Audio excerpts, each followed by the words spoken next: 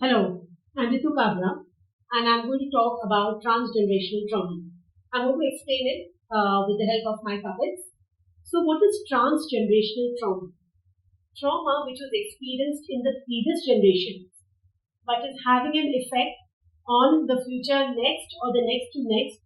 So, for the next 3-4 generations, this trauma may have an effect, which means that people who have not even experienced the trauma will still carry symptoms of that trauma. And why does this happen? This happens because in the generation, the person who suffered the trauma in the previous generation, or the people who suffered the trauma in the previous generation, did not process the trauma, did not digest it fully, did not allow themselves to feel their feelings of guilt, pain, fear, anxiety, all of those. They did not process that trauma and feel those feelings. And so this has an effect on the next and the next to next generation at least. It could carry on for 4-5 generations as well.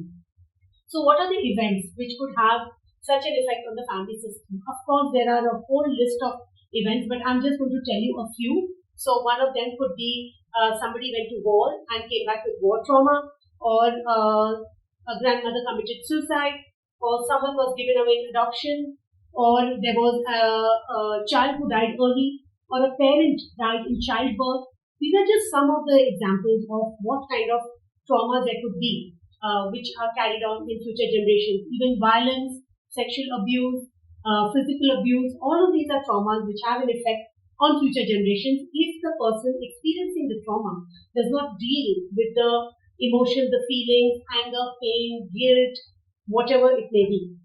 So, let me give you an example. So, grandfather went to war, and when he came back, grandfather, because of the horrific acts that and what he saw over there and the things that he did, he probably carried a lot of guilt. But instead of processing this guilt and working through it, he went into a depression or he became angry and violent. Now, when this grandfather who went to war comes back angry and violent or gets into a depression, the next generation are unable to connect with him. They are unable to be themselves around him, so they have to walk on eggshells around him, and they may become emotionally disconnected, and maybe they suffer from anxiety. The grandfather's anxiety gets passed on to the next generation, to their sons, and then the guilt that the grandfather is carrying, which has not been expressed and processed, could be carried by the grandson. And this grandson expresses this guilt by harming himself, by self-harm. So, and he does not even know why he's doing it. So, he may start cutting himself, harming himself, or he may end up with a condition, a fatal condition, which is life-threatening and which does not allow him to live his life fully.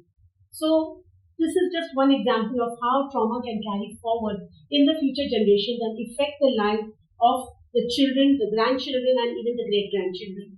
So it's important to see everything that's happening in the family from a systemic point of view. So maybe a lot of things that you are experiencing or your children are experiencing are nothing to do with you or how you brought them up, but rather what has been unhealed and unresolved in the previous generations. I hope this was helpful.